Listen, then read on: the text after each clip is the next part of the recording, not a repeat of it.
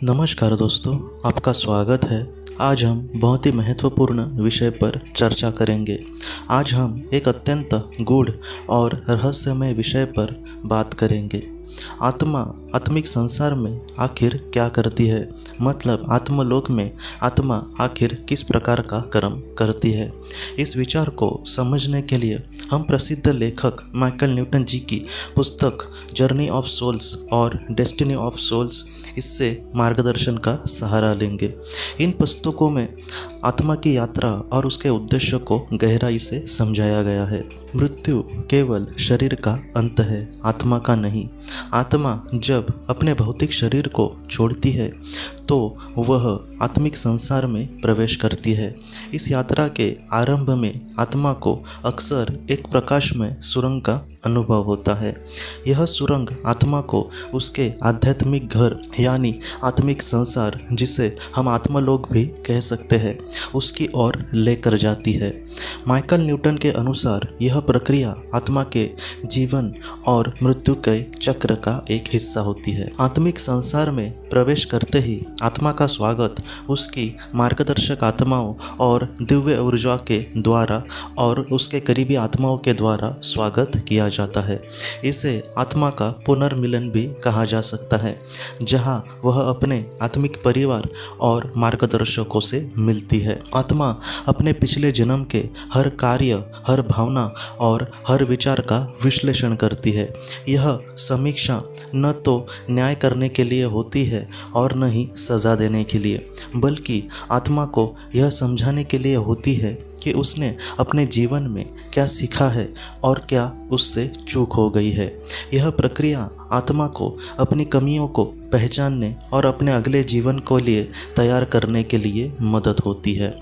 Michael Newton ने आत्माओं को उनके प्रगति के अनुसार विभिन्न श्रेणियों में विभाजित किया है। सबसे पहले शिशु आत्माएं, जिसे हम इंग्लिश में बिगिनर सोल ऐसे कहते हैं। यह आत्माएं अभी अपने आत्मिक यात्रा के शुरुआत में हैं। वे जीवन के बुनियादी सबक सीखने के लिए पृथ्वी पर आते हैं। दूसरा, विकसित आत्माएं। ये आत्माएं ज्ञान और करुणा के स्तर पर उन्नत होती है। वे दूसरों को मार्गदर्शन देने के उद्देश्य से जन्म लेती है। और तीसरी, गुरु आत्माएं, जिसे मास्टर सोल कहा जाता है। यह आत्माएं उच्चतम स्तर की होती है और अक्सर आत्मिक संसार से दूसरों का मार्गदर्शन करती है। आत्मलोक आत्माओं के विकास के लिए एक स्कूल की तरह होती है। यहाँ आत्माएं अपनी गलतियों से सीखती है और नई जिम्मेदारियों को लेने के लिए तैयार होती है। आत्मा की भूमिकाएं एवं आत्मलोक का संसार। आत्मिक संसार में आत्मा केवल आराम करने ही नहीं जाती, वहाँ उन्हें कई जिम्मेदारियाँ और कार्य भी करने होते हैं। सबसे पहले, ज्ञान प्राप्त करना। आत्माएं विभिन्न स्तरों पर शिक्षा प्राप्त करती है। वे अपने मार्गदर्शकों से ज्ञान और प्रबोध प्राप्त करती है। इसे अपने अगले जीवन में लागू करने की योजना बनाती है। दूसरा, मार्गदर्शक आत्मा बनना।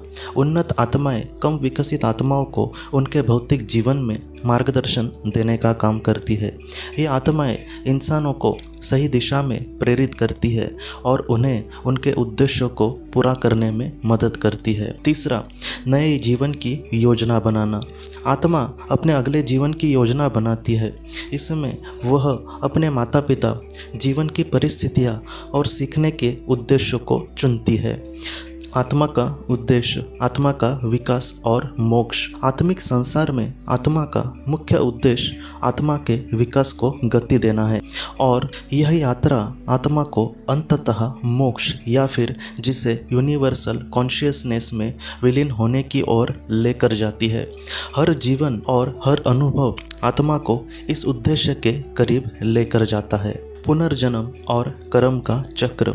माइकल न्यूटन जी की पुस्तकों के अनुसार आत्मा को बार बार जन्म लेने की आवश्यकता इसलिए होती है ताकि वह अपने पिछले कर्मों का न केवल फल भोग सके बल्कि नई सबक भी सीख सके। कर्म का सिद्धांत आत्मा के विकास का मूल आधार है। आत्मा का अनुभव और आत्मिक संसार की सुंदरता आत्मिक संसार, जिसे हम आत्मलोक भी कह सकते हैं, वह न केवल एक शिक्षा का स्थान है बल्कि यह एक बहुत ही सुंदर और शांतिमय भी स्थान है। आत्माएं यहाँ दिव्य संगीत, प्रकाश और ऊर्जा का अनुभव करती है। आत्मा को यहाँ पूर्ण स्वतंत्रता और शांति भी मिलती है। माइकल न्यूटन बताते हैं कि आत्मा की यात्रा एक अनंत प्रक्रिया है। यह प्रक्रिया न केवल आत्मा के लिए बल्कि पूरे ब्रह्मांड के लिए महत्वपूर्ण है। आत्मा का हर कदम ब्रह्मांड की समग्र ऊर्जा को बढ़ाता है।